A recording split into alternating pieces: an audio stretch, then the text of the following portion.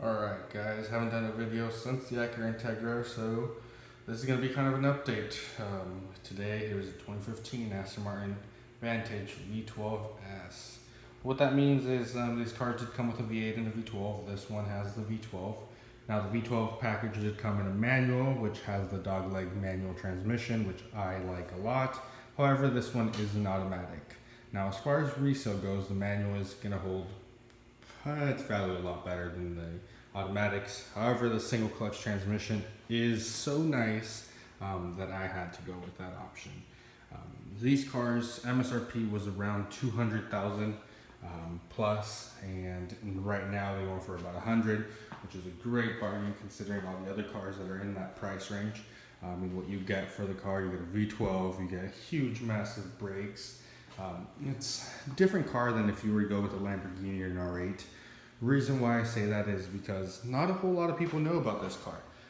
Very, very underrated. You can go places and people are still going to ask you, what is that? How fast does it go and how fast have you gone? Other than that, haven't had too many issues with it. The V12 is pretty reliable. They use this in a couple different platforms. And this is a naturally aspirated. It's a 5.9 liter. However, Aston does like to put a 6.0 badge on there. Don't ask me why, I don't really know, but that's just the way they do it. So the car overall itself is a little bit smaller than a Porsche 911 as far as dimensions go, but it is pretty beefy in the back. So the back track is slightly wider than the front.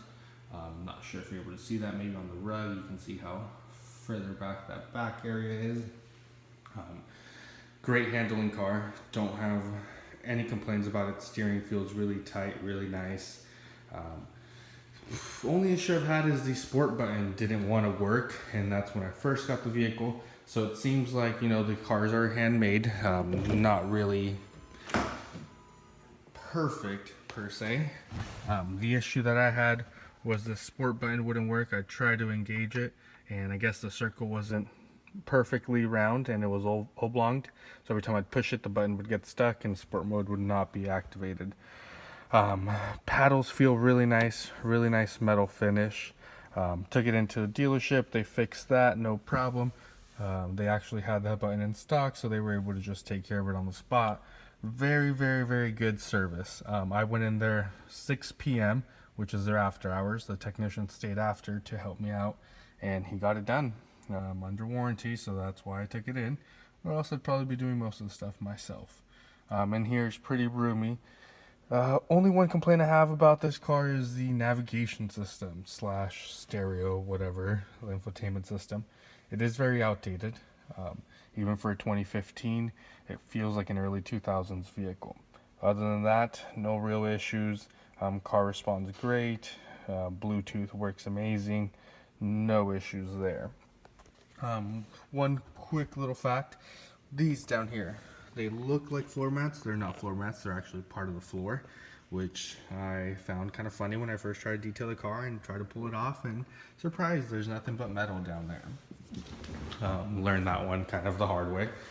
Also, just if you do plan on buying these vehicles, just know they are handmade, so not a lot of the finishes are going to be excellent. For example, some of the gaps might be a little off. My gas cap isn't perfectly centered, and the gentleman at the dealership actually kind of fixed that. Very nice of him. He took the time to kind of go through it and fix little minor details for me, which I thought was amazing. Great customer service on their part. Other than that, not much to say. It's got a big motor, small car. You can get this thing sideways in really third, fourth gear, and not an issue. As soon as you get on it, the back end just comes out. I know they are known to oversteer a lot, and yep, that's exactly what they do. As far as tires, so the back, they are kind of wide. They do come with a 295/30/19 Pirelli tire. They're not the grippiest. That's going to be my next upgrade. I probably want to go with like a Toyo R888. I'm not really worried about how loud it's going to be because the car itself is pretty loud. So that's going to be my next upgrade, is grip. These cars do lack grip and they need a lot of it. Besides that, not a whole lot of modifications you can do to these cars. This one does have a test pipe, so eliminated the cat. I will fire it up so you guys can see what a cold start sounds like. It is loud and amazing. And other than that, you can do filter, like an air filter, you can do a tune, and you can do an exhaust, and that's really about it. The tune is probably going to gain the most power. They do rate them at about 600 wheel horsepower with the tune, so that's plenty of power for this little guy. Reason why I went with this car compared to all my other options.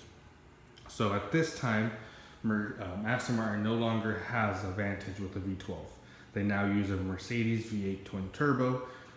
So that is not an engine that they build. They do say they have plans to fit a V12. However, whether that's going to be a naturally aspirated V12, who knows, due to emissions.